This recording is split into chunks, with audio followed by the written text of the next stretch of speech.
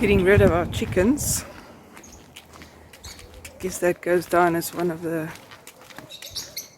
failures of this season.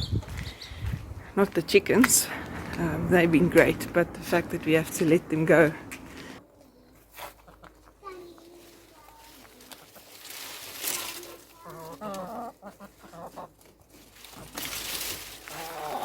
I'm busy harvesting some sunflower heads. They've flowered and were pollinated by bees and all sorts of other pollinators, and now if you scrape away the remainder of the flower, I don't know what you call them, flowers I guess, you find the seed, and that's what we're after. So we're going to dry these and then save them for next season.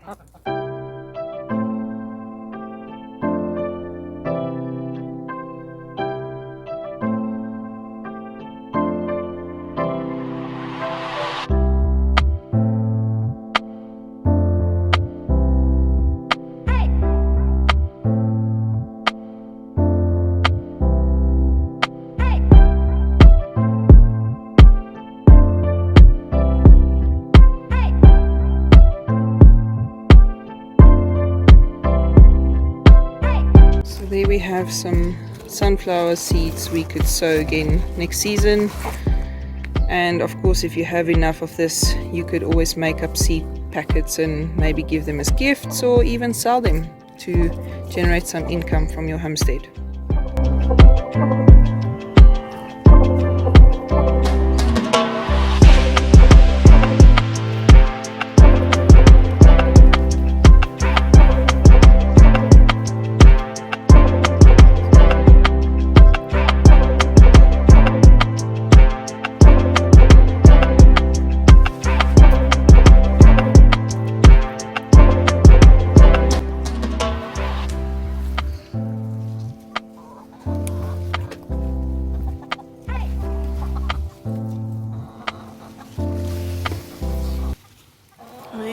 Grace?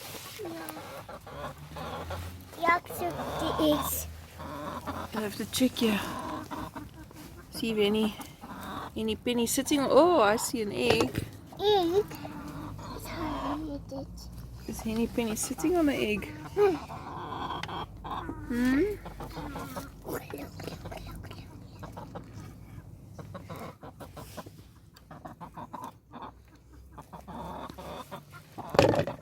Softly. Can Henny Penny come eat? No. We don't want Henny Penny to eat the egg. Come, put it in your bucket. Thank you. Don't drop it, sweetie. Softly. Be gentle with the egg. Oh, this one. Look, there. That one there. Pull this one.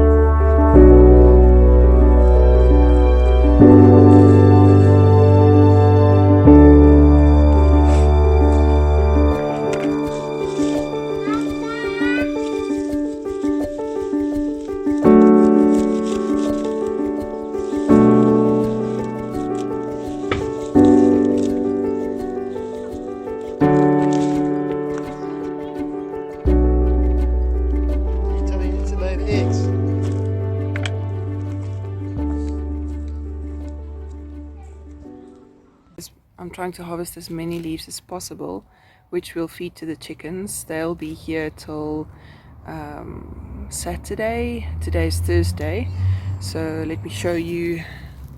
Here we've got a pile of leaves.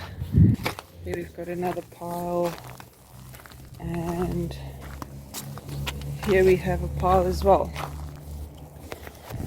I've just taken all the rocket and lettuce and spinach, things that could potentially flower while we are away, and I've chopped that and we'll feed that to the chickens.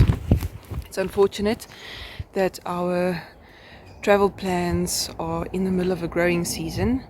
That's not how we will set it up in future, but that's just how things worked out this year. So it's a bit disappointing that we won't be able to enjoy the abundance that we see in the garden at the moment.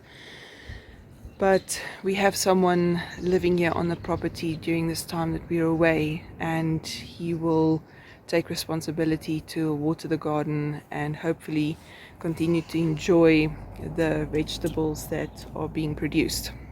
So it's not all going to waste, and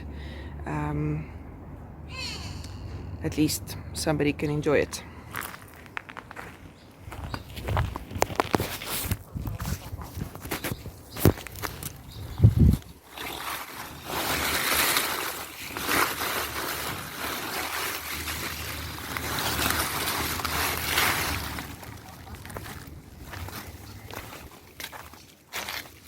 Tuk, tuk, tuk, tuk, tuk, tuk, tuk.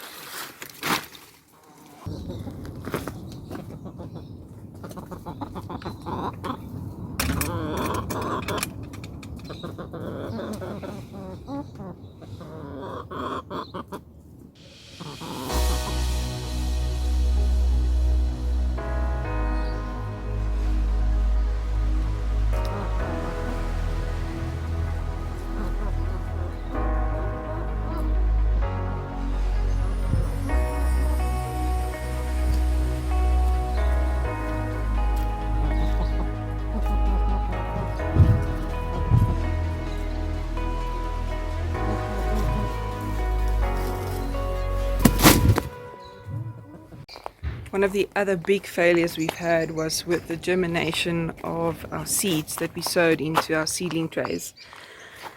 If we had a 10% success rate, then that's a lot. So it was shocking. It was so disappointing.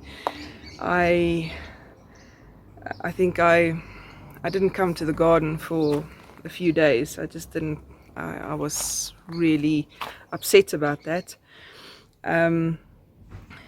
I think partly because we already started late, so I knew that we're not really prepared for the season, and then we go through this effort of sowing seeds. We want to save money. We have the seeds. We didn't have to buy seeds, and then hardly any of them germinate. I think the only plants I have in this garden to show for our germination would be the zucchinis. I've got 3 zucchinis in this bed over here, and I've got another 3 here, and then I planted one over here and another one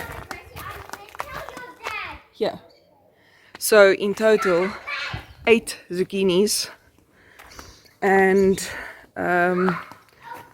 2 borage plants. So here's a borage, and here's another borage which have just started flowering. So that's beautiful. But to put things in context, let me show you the size of the seedling trays. So here you can see there's about how much? 200. This one here is a 200 cavity seedling tray. So there were 200 seeds sown in that one.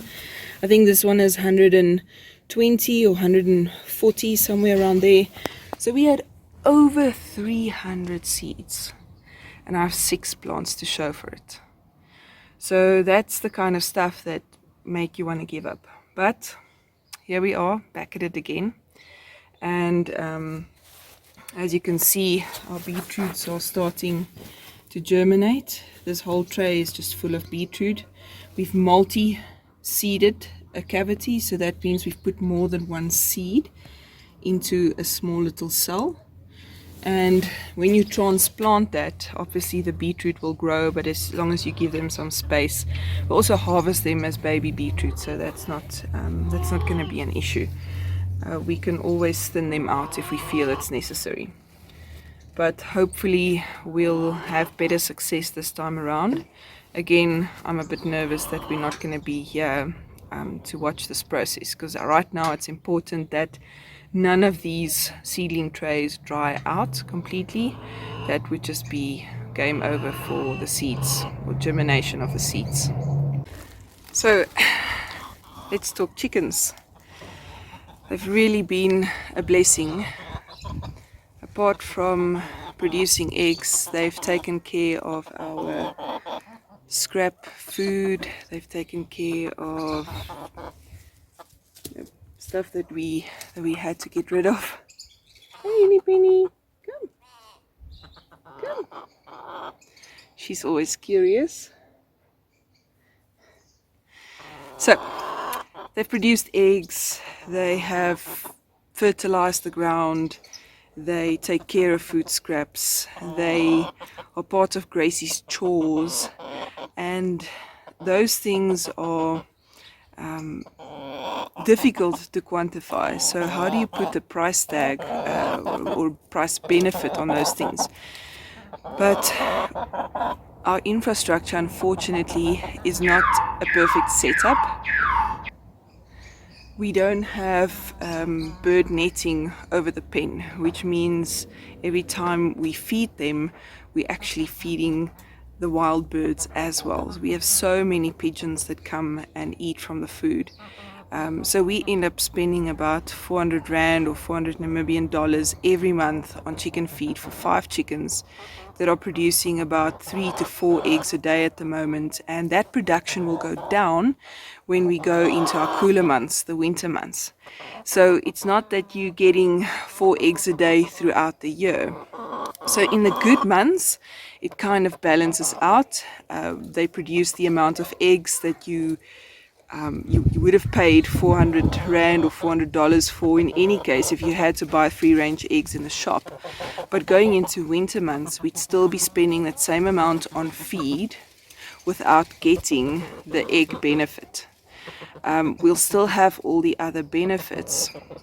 So I still think backyard chickens are worth it, but we would need to re-look at the setup. Penny, Penny, you want to say hello? You want to say hello to the people? Hello. Come. Anyway. So we need to re-look at our strategy and setup with regards to the chickens.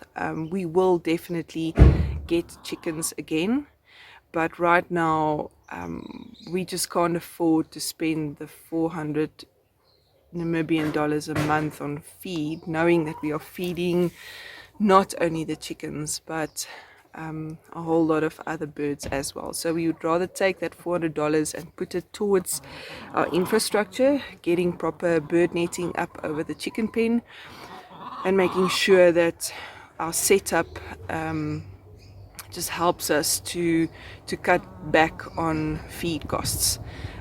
We can also try fermenting their food. That's not something I've done before, but you can stretch feed by fermenting the food. It's also good for the chickens. So for now, unfortunately, we've let them go. They're going to a good home, they're going to a farm, and they'll be used also as egg-laying chickens, so they won't become KFC just yet.